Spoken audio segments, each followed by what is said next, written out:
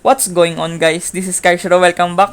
So for our video today, we're going to tackle top 10 cards to counter Kashtira on Master Duel. So as we all know, Kashtira has been very dominant and meta-relevant deck for the past couple of months on the TCG and OCG format. For the past 2 to 3 formats on the OCG, this deck is a very prominent deck that dominated the meta game alongside with Tearlaments. And also on TCG, Kashtira has been very strong deck on the TCG metagame for quite some time now. So this is a very legitimate deck that has a very good win condition with a Rise Heart that is a walking macrocosmos and has a banish effect like Shurig, and also the Shangri-La that has locking zone mechanics that can prevent monsters and spell cards that can be activated on zones that is being locked out by the Shangri-La. So yeah, I think this is a very strong deck. So this video will help players to prepare and do countermeasures to answer the upcoming Kashtira. So without further ado, let's get started. So at number 10, we have Enemy Controller. So I opted to pick Enemy Controller here because Kashtira doesn't have Omni Negates except for the fact that they can summon out their level 7 monsters alongside with Ash Blossom or another level 3 tuners that can make Barone. But other than that, they are lacking Omni Negate on their board. That's why they are very prone to enemy controllers and cards that targets their monsters and take control their monsters on the field. So yeah, I think enemy controller has been a very staple card on that TCG format before. They opted to use enemy controller to snatch away the Arise Heart and Shangri-La. So yeah, I think this is a pretty solid tech option to deal against Kashtira. So at number 10, we have enemy controller. Moving towards the number 9, we have mind control. So mind control works the similar function like enemy controller. Mind control also snatches and takes away their monsters on the field that you can use them to link climb their monsters into something beneficial for your board. So yeah, Shangri-La and Arise Heart doesn't have Omni Negate, so that's why they are very weak against cards like Mind Control and Enemy Controller. So at number 9, we have Mind Control. Moving towards the number 10, we have Source of Concealing Light. So on the OCG, this is a very popular tech option against Kashtira. It is used to face down the monsters of Kashtira players on their side of the field. So like I said, they don't have protection for cards like this, so they are very prone to being flip face down, and it is also beneficial to be in a position where you can flip face down the Kashtira monsters because they have lingering effects on the field. Rise Heart has a Macrocosmos effect, so it can prevent graveyard interactions, and Shangri-La as well have locking zones mechanics. So yeah, you can use Swords of Concealing Light to shut down their board entirely. So at number 8, we have Swords of Concealing Light. Then moving towards the number 7, we have Book of Moon. So this is a very good card against Kashtira because it is quick play. You can just chain this card if you want to flip face down their monsters. You can prevent them from ranking into 7 with their monsters with Fenrir Unicorn. You can flip them face down and they will be stuck with that game state because they need to have an open field to utilize their Kashtira effect monsters because they summon their monsters when they don't have controlled monsters on their side of the field. So yeah, Kashtira struggles a lot against Book of Moon, and also Book of Moon can also flip face down the Rise Heart and Shangri-La to have an advantageous position against the Kashtira. So at number 6, we have Book of Moon. Moving towards the number 7 rather, number 6, we have Kurikara, Divine Incarnate Being. So Kashtira procs their effect simultaneously on a single turn like Diablosis and Shangri-La and Arise Heart. They do have multiple effects that can be used on a turn on a single phase.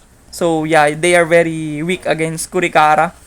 If they proc their effects on a simultaneous manner, they will be struck with Kurikara very effectively. You can just Kurikara their board and wipe all of their monsters on the field So yeah, I think Kurikara has been a very good board wipe against the Kashtira.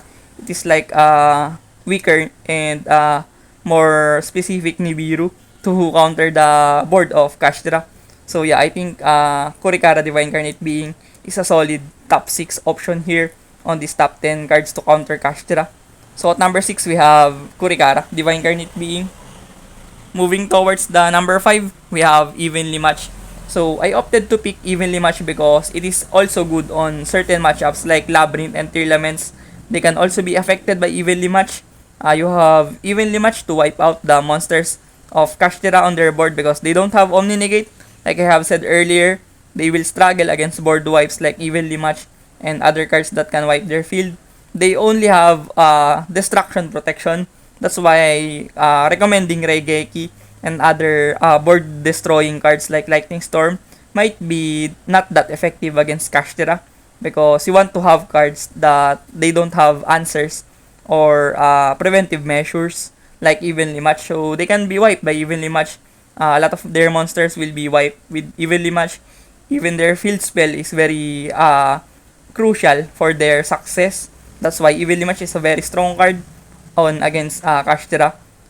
Especially their birth also is very crucial for the recovery and consistency. So yeah, I think this is a good card to wipe the board of Kashtira on this upcoming format. So at number 5, we have Evenly Match. Moving towards the number 4, we have Book of Eclipse. So this is like a Book of Moon, but is wider and has a more bigger effect than Book of Moon because it can free face down their whole board, not just only one monster with Book of Moon. So this is a particular card that is used to counter Kashtira for quite some time on the OCG and the TCG. This became a staple card to answer the Kashtira when going second because you need to flip face down their monsters like I have said earlier to nullify their effects on the field, and also you must use this Book of Eclipse or Book of Moon on draw phase because they do have standby effects on their Kashtira monsters like Shangri-La. So yeah, you need to use this card on the draw phase to avoid further implications against Kashtira because they will use the Shangri-La and the Jablosis effect on the latter stages of standby phase. So you need to use this card on as early as draw phase. So yeah, I think this is a very good card to answer the board of Kashtira. And if your deck has a space for Book of Eclipse, I think this is also good on things like Tearlaments if they don't run Crime or they don't summon out Omni Negates on their field. This can also be good against that. So yeah, I think this is a pretty reasonable card to main deck on the upcoming format. So at number 4, we have Book of Eclipse. Moving towards the number 4, we have Dimensional Barrier. So, as we all know, Kashtira has been linear on XYZ summoning mechanic only. So, they tend to special summon in XYZ mechanics. So, Dimensional Barrier will really skip their turn. They will only end up on Unicorn and Fenrir, something like Ogre. So, yeah, the board of Kashtira will be very underwhelming if they are struck with Dimensional Barrier. So, I really think that this is a very good card. If you want to go first and go big against Kashtira, you can use the Dimensional Barrier to prevent them from playing the game. So yeah, at number 3 we have Dimensional Barrier. It can also be good against Tearlaments because Tearlaments are leaning on Fusion Summoning and other decks as well.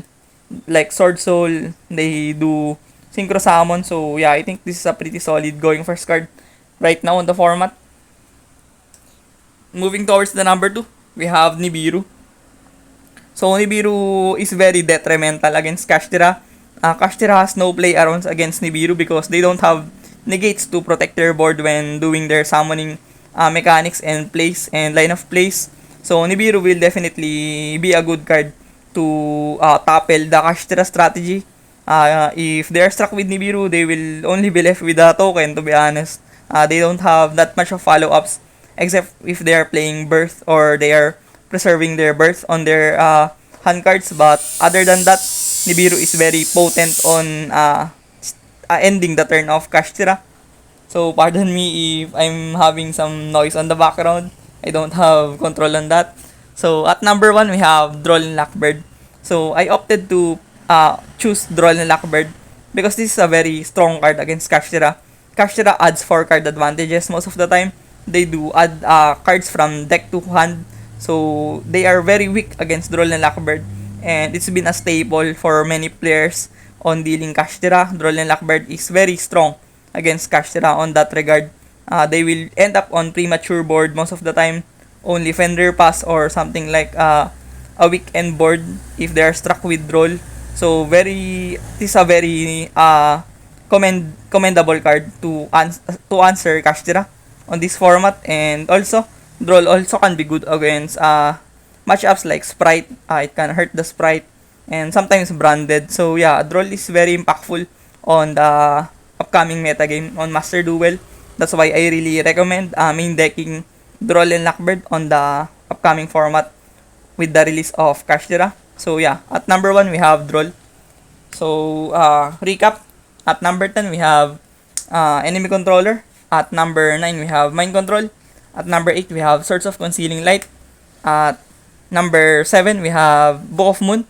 At number 6 we have Kurikara. At number 5 we have Evenly Match. At number 4 we have Book of Eclipse. At number 3 we have Dimensional Barrier. And at number 2 we have Nibiru. And last but not the least, at number 1 we have Duel and Lockbird. So thank you for watching this video. I hope you do apply these cards to answer the Kashtira that is coming very soon on Master Duel. Thank you for watching and hit the subscribe button if you're not yet subscribed on my YouTube channel, and hit the like button if you like this kind of content. So see you on the next one. Peace. Fighting ways to get away, to see you again, see you again.